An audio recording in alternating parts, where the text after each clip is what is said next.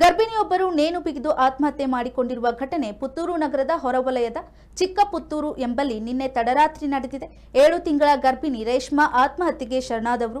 ಸುರತ್ಕಲ್ ಮೂಲದ ರೇಷ್ಮಾರನ್ನ 4 ವರ್ಷಗಳ ಹಿಂದೆ ಚಿಕ್ಕಪುತ್ತೂರಿನ ಚಿಂತನ್ ಅವರಿಗೆ ವಿವಾಹ ಮಾಡಿಕೊಡಲಾಗಿತ್ತು. ಈ ದಂಪತಿಗೆ ಓರ್ವ ಪುತ್ರಿ ಇದ್ದಾಳೆ. ದಂಪತಿ ಅವರ ಪುತ್ರಿ ಚಿಕ್ಕಪುತ್ತೂರಿನಲ್ಲಿ ಬಾಡಿಗೆ ಮನೆಯಲ್ಲಿ ವಾಸವಿದ್ರು. ಆತ್ಮಹತ್ಯೆಗೆ ನಿಖರ ಕಾರಣ ತಿಳಿದು ಬಂದಿಲ್ಲ. ಪುತ್ತೂರು ನಗರ ಠಾಣಾ ಪೊಲೀಸ್ ಸ್ಥಳಕ್ಕೆ ಆಗಮಿಸಿ ತೆರಳಿ ಮೃತದೇಹವನ್ನ ಮರಣೋತ್ತರ ಪರೀಕ್ಷೆಗೆ ಆಸ್ಪತ್ರೆಗೆ ಸಾಗಿಸಿದ್ದಾರೆ. ಹಾಸನದ 3 ಖಾಸಗಿ ಶಾಲೆಗಳಿಗೆ ಬಾಂಬ್ ಬೆದರಿಕೆ ಸಂದೇಶ ಬಂದ ಬೆನ್ನಲ್ಲೇ ಬೆಂಗಳೂರಿನ ಕೆಲವು ಶಾಲೆಗಳಿಗೆ ಬಾಂಬ್ ಸ್ಫೋಟಿಸುವುದಾಗಿ ಇಮೇಲ್ ಮೂಲಕ ಬೆದರಿಕೆ ಹಾಕಲಾಗಿದ್ದು, ಪೊಲೀಸರು ಹೈ ಅಲರ್ಟ್ ಹಾಕಿದ್ದಾರೆ.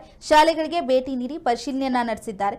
ಸಿಲಿಕಾನ್ ಸಿಟಿಯ ಕುಂಬಳಗೋಡು, ಕಲಾಶಿಪಾಳ್ಯ ಹಾಗೂ ರಾಜರಾಜೇಶ್ವರಿ ನಗರದಲ್ಲಿ ಇರುವ ಕೆಲವು ಶಾಲೆಗಳಿಗೆ ಇಮೇಲ್ ಮೂಲಕ ಬಾಂಬ್ ಬೆದರಿಕೆ ಸಂದೇಶ ಬಂದಿದ್ದು, ಸ್ಥಳೀಯ ಪೊಲೀಸರು ಶಾಲೆಗೆ ಭೇಟಿ ನೀಡಿ ಪರಿಶೀಲನೆಯನ್ನ ನಡೆಸಿದ್ದಾರೆ. ಹೈದರಾಬಾದ್ನಲ್ಲಿ ನಡೆದಿರುವ ಅತ್ಯಾಚಾರ ಪ್ರಕರಣದಲ್ಲಿ ನ್ಯಾಯ ಕೊಡಿಸಬೇಕು, ಇಲ್ಲವಾದರೆ ಬಾಂಬ್ ಸ್ಫೋಟಿಸುತ್ತೇವೆ ಅಂತ ಬೆದರಿಕೆ ಸಂದೇಶದಲ್ಲಿ ಉಲ್ಲೇಖಿಸಲಾಗಿದೆ. ಸೋಮವಾರ ಮಧ್ಯಾಹ್ನ 1 ಗಂಟೆಗೆ ಬಾಂಬ್ ಸ್ಫೋಟ ಮಾಡಿ ಕಟ್ಟಡ ಧ್ವಂಸ ಮಾಡುವುದಾಗಿ ಹಾಸನದ ವಿದ್ಯಾಸೌಧ ಪಬ್ಲಿಕ್ ಶಾಲೆ, ವಿದ್ಯಾಸೌಧ ಕಿಡ್ಸ್ ಶಾಲೆಗೆ ಭಾನುವಾರ ರಾತ್ರಿ ಬೆದರಿಕೆ ಸಂದೇಶ ಬಂದಿತ್ತು. ಅದರಂತೆ ಶಾಲೆಗೆ ಆಡಳಿತ ಮಂಡಳಿಯವರು ಪೊಲೀಸರಿಗೆ ದೂರು ನೀಡಿದರು. ಪೊಲೀಸ್ ಮತ್ತು ಶ್ವಾನದಳ ಶಾಲೆಗಳಿಗೆ ಭೇಟಿ ನೀಡಿ ಪರಿಶೀಲನೆಯನ್ನ ನಡೆಸಿವೆ. ರಾಜ್ಯದಲ್ಲಿ ಬ್ಯಾಂಕ್ ಲೂಟಿ ಹಾಗೂ ಎಟಿಎಂ ದರೋಡೆ ಪ್ರಕರಣಗಳು ದಿನೇ ದಿನೇ ಹೆಚ್ಚಾಗುತ್ತಿವೆ. ಇತ್ತೀಚೆಗಷ್ಟೇ ಬೀದರ್, ಕಲಬುರಗಿ, ಮಂಗಳೂರು ಸೇರಿದಂತೆ ಹಲವೆಡೆ ಬ್ಯಾಂಕ್ ಹಾಗೂ ಎಟಿಎಂನಲ್ಲಿ ಕಳ್ಳತನವಾಗಿದ್ದು, ಪೊಲೀಸರು ಕೆಲ ಪ್ರಕರಣಗಳಲ್ಲಿ ಆರೋಪಿಯನ್ನ ಬಂಧಿಸಿದ್ದು, ಇನ್ನು ಕೆಲವು ಕದಿಮರನ್ನ ಸೆರೆ ಹಿಡಿಯಲಾಗಿದೆ. ಹೀಗಿರುವಾಗಲೇ ಇದೀಗ ಕೋಲಾರದ ಗಲ್ಪೇಟ ಪೊಲೀಸ್ ಠಾಣೆ ಸಮೀಪವಿರುವ ಎಸ್ಬಿಐ ಎಟಿಎಂನಲ್ಲೇ ಸುಮಾರು 27 ಲಕ್ಷ ರೂಪಾಯಿ ದೋಚಿ ಪರಾರಿಯಾಗಿದ್ದಾರೆ.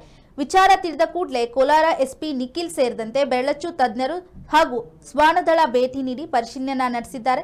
ಗಲ್ಗೇಟ್ ಪೊಲೀಸ್ ಠಾಣೆ ಪ್ರಕರಣ ದಾಖಲಾಗಿದ್ದು ತನಿಖೆ ಕೈಗೊಂಡಿದ್ದಾರೆ. ಮಲೆನಾಡಿನಲ್ಲಿ ವರುಣನ ಆರ್ಭಟ ಜೋರಾಗಿದ್ದು, ಶಿರಾಡಿ ಘಾಟ್ನಲ್ಲಿ ಸಂಚಾರಕ್ಕೆ ಅಡಚಣೆಯಾಗಿದೆ. 2 ವಾರಗಳ ಕಾಲ ಕೊಂಚ ಬ್ರೇಕ್ ಕೊಟ್ಟಿದ್ದ ಮಳೆರಾಯ ಮತ್ತೆ ಧಾರಾಕಾರವಾಗಿ ಸುರಿತಾ ಇದ್ದು, ರಾಷ್ಟ್ರೀಯ ಹೆದ್ದಾರಿ 75ರ ಶಿರಾಡಿ ಘಾಟ್ನ ಸಕಲೇಶಪುರದಲ್ಲಿ ಮಾರನಹಳ್ಳಿವರೆಗೆ ರಸ್ತೆ ನಿರ್ಮಾಣಕ್ಕೆ ಗುಡ್ಡ ಕೊರೆದಿರುವ ಹಿನ್ನೆಲೆಯಲ್ಲಿ ಆತಂಕ ಹೆಚ್ಚಿದೆ. ಗಾಳಿ ಮಳೆಯಿಂದಾಗಿ ಕಾಫಿ ತೋಟದ ಬೃಹದಾಕಾರದ ಮರಗಳು ಧರೆಗೆ ಉರುಳಿವೆ. ಭಾರಿ ಗಾತ್ರದ ಮರಗಳು ರಸ್ತೆಗೆ ಉರುಳಿ ಬಿದ್ದಿದ್ದು ಕೊಂಚ ಎಡವಟ್ಟಾದರೂ ಪ್ರಾಣಕ್ಕೆ ಕುತ್ತು ಬರುವ ಭೀತಿ ಎದುರಾಗಿದೆ. ಭಾನುವಾರ ಕೂಡ ಶಿರಾಡಿ ಘಾಟ್ನ ದೋಣಿಗಳ ಬಳಿ ಬೃಹತ್ ಮೊರಪೊಂದು ಬಿದ್ದಿತ್ತು. ಸದ್ಯ ಒಂದು ಪಥದ ಸಂಚಾರ ಸ್ಥಗಿತಗೊಳಿಸಲಾಗಿದೆ.